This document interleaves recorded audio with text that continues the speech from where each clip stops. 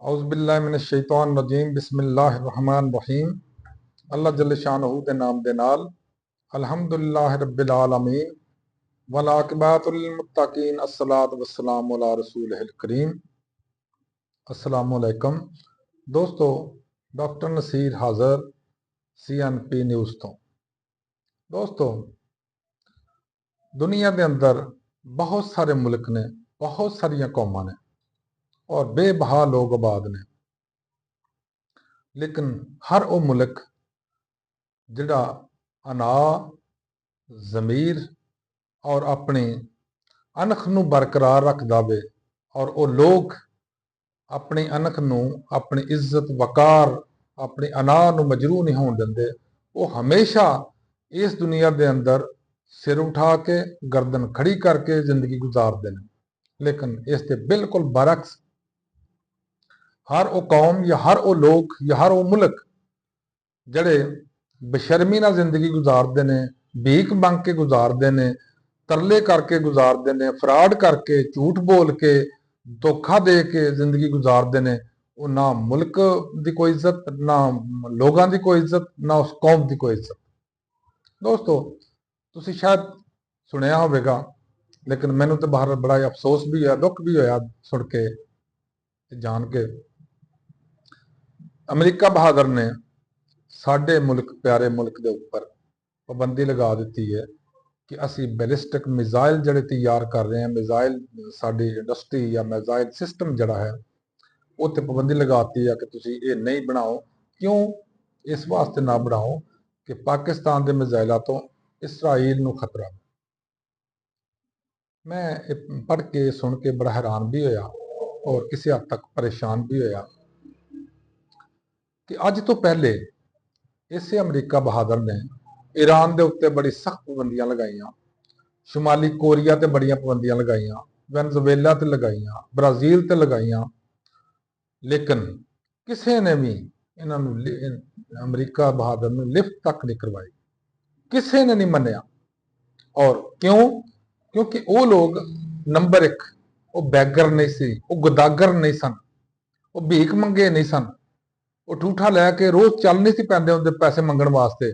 और जो पैसे को आ जाने वो लैके बाहरले मुल्कों अपने अकाउंटा शिफ्ट करना तो अपने सासे बना लेने।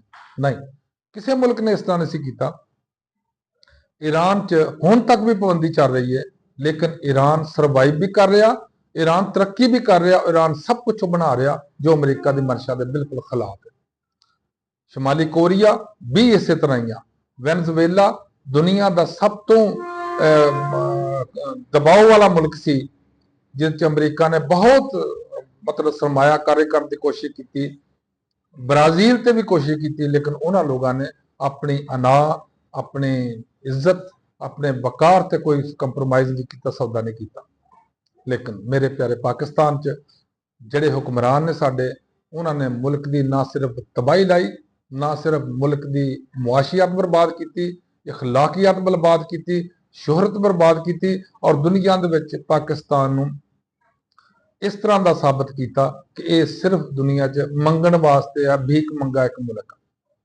दोस्तों, हैरानगी की गल आ, असी लोग सारा दिन कम करने आ, गरीब लोग भी हैं, साडे माड़े भी हैं, असी लोग, असी मीडियम तबका भी हाँ, लेकिन इन्ना कम करने के बावजूद बेमुश्किल रोटी पूरी होंगी है।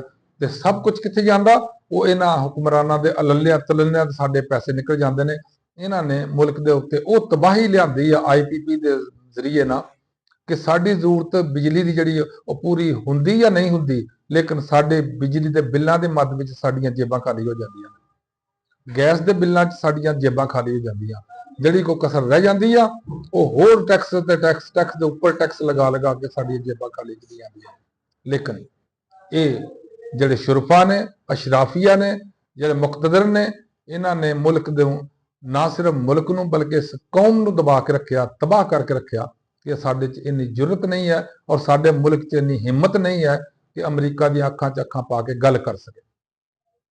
देखो, ईरान ने जो भी किया सारी दुनिया मुखालफत करती रही, अमरीका मुखालफत करता, लेकिन वह कर गुजरिया। इस तरह ही वेनेजुएला वे, शुमाली कोरिया वे, ब्राजील है, लेकिन साडे मुल्क ना ਬਦਕਿਸਮਤੀ ਇਹ ਆ ਕਿ ਸਾਡੇ ਮੁਲਕ 'ਚ ਬਾਬਾ ਕਾਇਦ ਆਜ਼ਮ ਰਹਿਮਤੁल्लाह अलैह ਤੋਂ ਬਾਅਦ ਜਿਹੜੇ ਵੀ ਆਏ ਉਹ ਲੀਡਰ ਨਹੀਂ ਸੀ, ਉਹ ਸਿਆਸਤਦਾਨ ਸਨ। ਉਸ ਤੋਂ ਬਾਅਦ ਇੱਕ ਲੀਡਰ ਆਇਆ, ਉਹ ਸੀ ਜ਼ੁਲਫਕਾਰ ਅਲੀ ਭੁੱਟੋ, ਉਹਨੂੰ ਵੈਸੇ ਹੀ ਖਤਮ ਕਰ ਦਿੱਤਾ ਗਿਆ। ਉਸ ਤੋਂ ਬਾਅਦ ਫਿਰ ਸਿਆਸਤਦਾਨਾਂ ਦੀਆਂ ਲਾਈਨਾਂ ਲੱਗ ਗਈਆਂ, ਸਿਆਸਤਦਾਨ ਤੇ ਸਿਆਸਤਦਾਨ, ਬੜੇ ਸਿਆਸਤਦਾਨ, ਕਿਉਂਕਿ ਸਿਆਸਤ ਕਹਿੰਦੇ ਮੁਨਾਫਕਤ ਨੂੰ, ਔਰ ਜਿੱਡਾ ਵੱਡਾ ਮੁਨਾਫਕ ਆ ਉੱਡਾ ਵੱਡਾ ਸਿਆਸਤਦਾਨ। ਕੋਈ ਲੀਡਰ ਉਸ ਤੋਂ ਬਾਅਦ ਭੁੱਟੋ ਤੋਂ ਬਾਅਦ ਨਹੀਂ ਆਇਆ। ਹੁਣ ਜੇ ਇੱਕ ਲੀਡਰ ਆਇਆ ਹੀ ਆਇਆ, ਇਮਰਾਨ ਖਾਨ, ਉਹ ਉਦੋਂ ਦਾ ਸਰਾਸਰਾ 2-2.5 ਸਾਲ ਤੋਂ। ਦੋਸਤੋ, ਵਾਹਦ ਇੱਕ ਬੰਦਾ ਸੀ ਭੁੱਟੋ, ਜਿਨਨੇ ਰਿਫਿਊਜ਼ ਕੀਤਾ ਸੀ ਜਾਂ ਜਿਨਨੇ ਜੁਰਤ ਕੀਤੀ ਸੀ ਇਹਨਾਂ ਪਾਬੰਦੀਆਂ ਤੋਂ ਡਰਨ ਤੋਂ, ਜਾਂ ਇਹਨਾਂ ਪਾਬੰਦੀਆਂ ਦੇ ਕੋਈ ਖੌਫ ਨਹੀਂ ਮਹਿਸੂਸ ਕੀਤਾ। ਇਸੇ ਤਰ੍ਹਾਂ ਇਮਰਾਨ ਖਾਨ ਨੇ ਵੀ ਕੀਤਾ।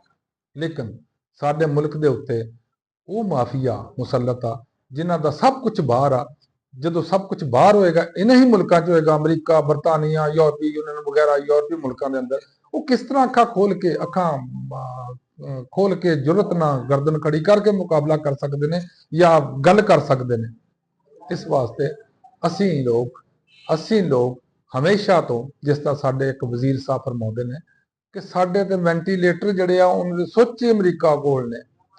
ਦੂਸਰਾ ਕਹਿੰਦਾ ਕਿ ਸਾਡੇ ਜਿੰਨੇ ਅਸੀਂ ਕਰਜ਼ੇ ਲੈਂਦੇ ਆ ਅਮਰੀਕਾ ਦੀ ਮਿਹਰਬਾਨੀ ਨਾਲ ਲੈਂਦੇ ਆ। ਤੀਸਰਾ ਕਹਿੰਦਾ ਕਿ ਅਸੀਂ ਬੁਨਿਆਦੀ ਤੌਰ ਤੇ ਗਦਾਗਰ ਆ, ਤੇ ਜਿਹੜਾ ਗਦਾਗਰ ਆ ਉਹਦਾ ਚਾਇਸ ਕੋਈ ਨਹੀਂ ਹੁੰਦਾ, ਭੀਖ ਮੰਗੇ ਦਾ ਕੋਈ ਚਾਇਸ ਨਹੀਂ ਆ। ਉਹ ਕਹਿੰਦਾ ਦਾ ਬੈਗਰ ਹੈਜ਼ ਨੋ ਚਾਇਸ। ਇਸੇ ਤਰ੍ਹਾਂ ਹੀ ਮੁਖਤਲਿਫ ਸਾਡੇ ਜਿਹੜੇ ਹੈ ਨੇ